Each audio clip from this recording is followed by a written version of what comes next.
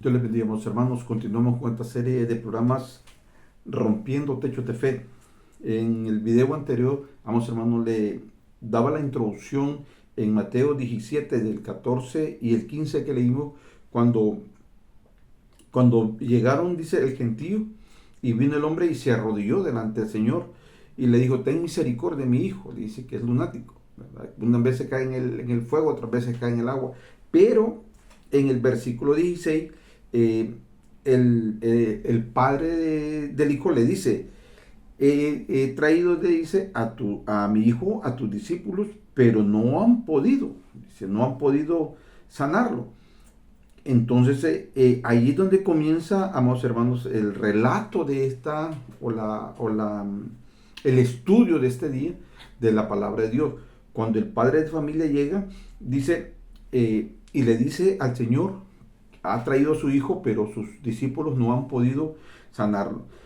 Miren, amados hermanos, esta, eh, este conflicto o esta situación se da cuando el Señor venía bajando del monte. Él estuvo con Jacobo, con Pedro y con Juan. Estuvieron en el monte de la transfiguración. Y cuando Él viene bajando, los 9 discípulos están abajo. Están con el conflicto que van a liberar al muchacho. El problema es que dentro de la multitud estaban los fariseos, los escribas, y comenzó aquella contienda en que los discípulos decían que ellos tenían el poder para liberar al muchacho, ¿verdad? Pero aquellos otros estaban siéndole como burla, poniendo entredicho el poder que ellos tenían, delegado por Dios. Para los discípulos no era nuevo. Para los discípulos, ellos ya habían experimentado, ellos ya habían vivido el poder de Dios, porque fueron enviados. Te puede leer cuando fueron enviados la comisión de los 12, que fueron enviados de dos en dos, y dice la palabra que ellos sanaban a los enfermos, liberaban, y todo lo que Dios les dio el poder y la autoridad para que fueran a hacer, lo hicieron. O sea que ellos no estaban inventando de que podían, ellos no estaban probando, no, ellos estaban seguros de que podían liberar al muchacho. Ahora, ¿qué sucedió en ese momento? ¿Qué pasó que ellos no pudieron liberar? Que ellos no pudieron darle la sanidad o la libertad a este joven, ¿verdad? Cuando el Señor llega, dice la palabra, leyéndolo aquí, vamos a leer la versión del libro de Marcos en el capítulo 9, lo vamos a leer, perdón, del versículo 14 en adelante. Dice: cuando llegó a donde estaban los discípulos, dice, vio una gran multitud alrededor de ellos, alrededor de los discípulos. Y los escribas disputaban con ellos. Enseguida toda la gente, viéndolo, se asombró y corrió a él a saludarlo, al Señor. Y él les preguntó: ¿qué disputáis con ellos? ¿Qué estás alegando o qué estás diciéndole o cuál es el problema que tienes tú? Le dice a los discípulos, con ellos, que tienen ustedes con ellos. Entonces en el versículo 17 dice: respondiendo uno, que era el padre de la multitud, le dijo: maestro, traje a ti mi hijo, que tiene su espíritu mudo. Por donde quiera que va, dice, lo toma y comienza a darle la misma razón. Pero le dice, pero tus discípulos, le dice, no han podido. Entonces viene el Señor y comienza a decirles, y es aquí donde entramos en el estudio de este día, donde el Señor le dice: oh, y le respondió el Señor: oh generación incrédula y perversa, ¿hasta cuándo he de estar con vosotros? ¿Hasta cuándo os he de soportar? Y el Señor le dijo: traedme al muchacho. Aquí comienza esto, hermanos, que es interesante, donde el Señor viene y dice estas dos expresiones: oh generación incrédula y perversa. En otras versiones dice pervertida. Aquí hay dos llamadas de atención para dos distintos tipos de personas. ¿Por qué se da esto? Y quizás usted se ha hecho la pregunta: ¿por qué no pudieron liberarlo al muchacho? Porque en el momento en que ellos comenzaron a debatir, con los escribas, con los fariseos, o sea, con aquellos que van en contra de la palabra, porque usted lo ha encontrado muchos, y te estoy hablando de la actualidad, muchos que van en contra de la palabra, en contra del poder de Dios. Cuando ellos comenzaron a disputar o a contender, entonces ya no fue, amados hermanos, algo que estaba en el corazón de ellos para glorificar a Dios, más bien para exaltarse ellos como discípulos, como los hombres poderosos, cosas que actualmente miramos.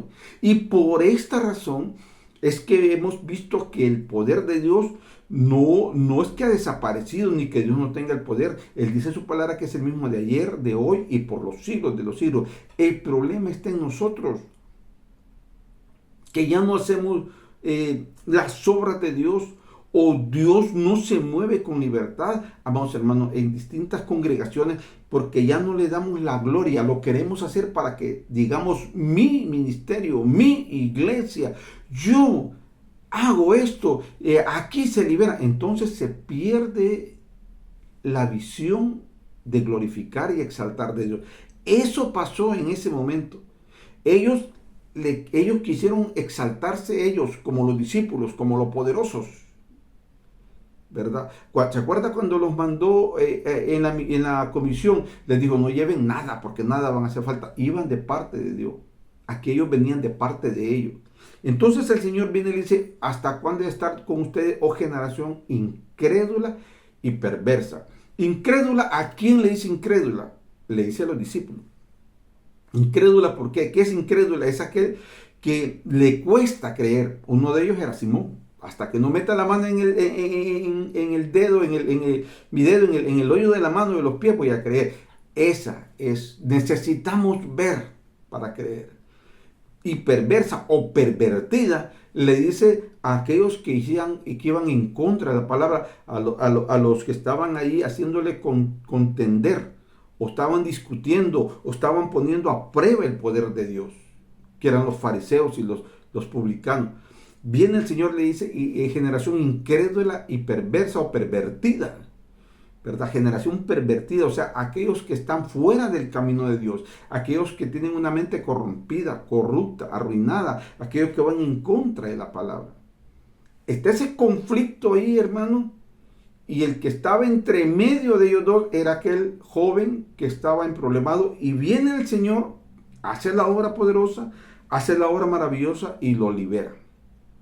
Lo libera. Y viene ese poder glorioso de Dios a manifestarse y deja perpleja a aquella multitud, incluyendo a los 9 que estaban ahí, que eran los discípulos del Señor. Más adelante, que ya ha pasado todo, que se dio el milagro de la liberación, vienen los discípulos y en la casa, aparte, le preguntan al Señor, ¿por qué? Una pregunta de lógica, que usted y yo de repente no hubiéramos hecho. ¿Por qué nosotros no pudimos liberar a este muchacho?